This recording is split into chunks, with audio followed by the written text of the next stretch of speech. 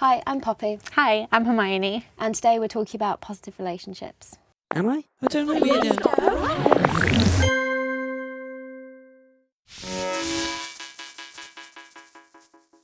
So, Hermione, what do you think are the kind of signs of a positive relationship? I think a positive relationship is something that's built on trust, definitely. That's, I think, one of the most important things.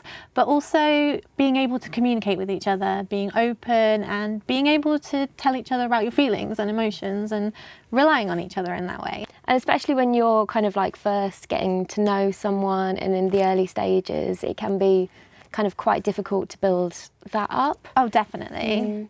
But, as time goes on, it becomes so much easier. So once you've gotten over that first little hurdle of opening up to each other. But yeah, just because you're really getting along and it's feeling very positive, it doesn't mean there aren't going to be times when it's a bit trickier and you may have an argument or a falling out or something. And what kind of ways do you think you can kind of deal with that? Sometimes we all have disagreements, and when you have a disagreement with someone, it can help you realise what they do like, what they don't like, and as long as you deal with it in a positive and constructive way, it can help strengthen a relationship in some ways. And I don't think you can kind of avoid having disagreements with a partner or even in friendships. It happens to everyone. But yeah, it can be really difficult to kind of have an argument with someone, but it's a lot more difficult if you kind of keep those feelings in and it kind of festers and it can become a lot more kind of serious in your head than it was before. Definitely. I think that's the most important thing, being able to be open, like we said, with each other, being open, and that can help either avoid the argument, or if you do have a disagreement,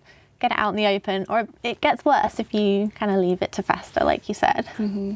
And it's important to kind of watch that sometimes and see, are we kind of like fighting more than we're kind of having a good time, and is this kind of going to a place where I don't really feel happy in the relationship anymore? So you can kind of see where you're going and maybe kind of make sure, if it is not feeling positive for you, that you can kind of notice that and get out if you need to. Definitely. You don't want to feel trapped in any relationship or feel like you're not being listened to or you're just having a tough time. There are a lot of portrayals of relationships, different types of relationships in the media, in songs, in films and TV, that are often called relationship goals or something like that.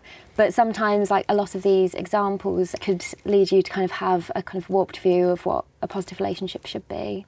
Yeah, I think a lot of films and TV shows will normalise behaviours that just really shouldn't be in part of a healthy relationship. So envious behaviour on behalf of your partner, or being controlling, manipulative. Sometimes they're seen as, one of those like dynamic relationship things, but it's not really an accurate portrayal of what a relationship should be like. It shouldn't be something we aspire to. We should be aspiring to make it as healthy as possible for all parties involved. And like on Instagram and social media, everyone seems to portray their relationships as wonderful and happy, but it's, as people say, the highlight reel. You never see the full relationship. So when we talk about relationship goals, we shouldn't really be thinking about what we see other people put on their social media or what we see in movies. We should think about how we can create relationship goals within the relationship we have and how we can make it better without focusing on what everybody else is doing. So obviously there's a legal age for sex, and if you do decide to have sex with your partner, it's important that both people are comfortable and like you make sure that that communication's open. Definitely. And I think in recent years, we've seen this big topic of consent coming up, and that's so good, so positive. And when I was younger, there wasn't that much about consent, and especially in school, we didn't hear much about consent. It just seemed to be like yes or no. So there are so many different ways that you might withdraw consent that people might not be aware of. And you should never feel pressured. Definitely. Just because you're in a relationship, it doesn't mean that you have to have sex with this person. You have to know kind of to wait. Exactly. Until you're ready. And they should respect that too.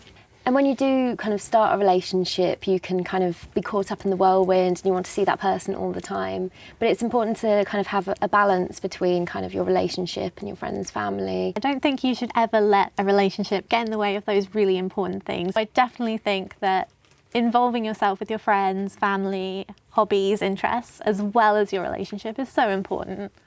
Yeah, and especially if something does start to kind of become a little bit negative, it's so good to have kind of those people you can talk to that are kind of there with you through it.